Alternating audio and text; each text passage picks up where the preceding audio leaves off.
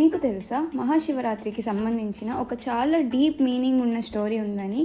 ఒకసారి బ్రహ్మగారు మరియు విష్ణు గారు మధ్య చాలా పెద్ద డిబేట్ స్టార్ట్ అయింది. అది నార్మల్ డిబేట్ కాదు. ఎవ్వరు గొప్పవారు అనే అహంకారంతో స్టార్ట్ అయింది. బ్రహ్మగారు అన్నారు, నేనే సృష్టిని చేశాను కాబట్టి నేనే గొప్పవాడిని అని.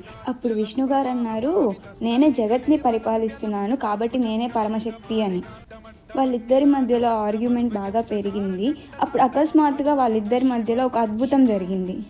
అదేంటంటే ఒక పెద్ద ప్రచండమైన ఎండ్లెస్ ఫైర్ సింబల్ కనిపించింది వాళ్ళిద్దరి మధ్యలో.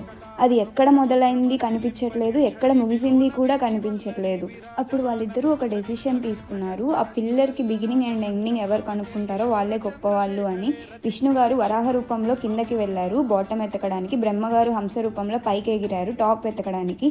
సంవత్సరాలు గడిచాయి, యుగాలు గడిచాయి, కానీ వాళ్ళకైతే అంతు చిక్కలేదు ఎక్కడ మొదలైంది ఎక్కడ ముగిసింది అని.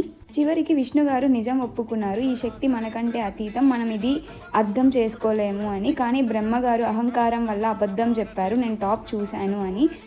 అప్పుడు అగ్నిస్తంభంలో నుంచి లార్డ్ శివ ప్రత్యక్షమయ్యారు. అప్పుడు అర్థమైంది, శివ అంటే ఒక రూపం కాదు, శివ అంటే బిగినింగ్ లేకుండా ఎండింగ్ లేకుండా ఉన్న అనంత తత్వం అని.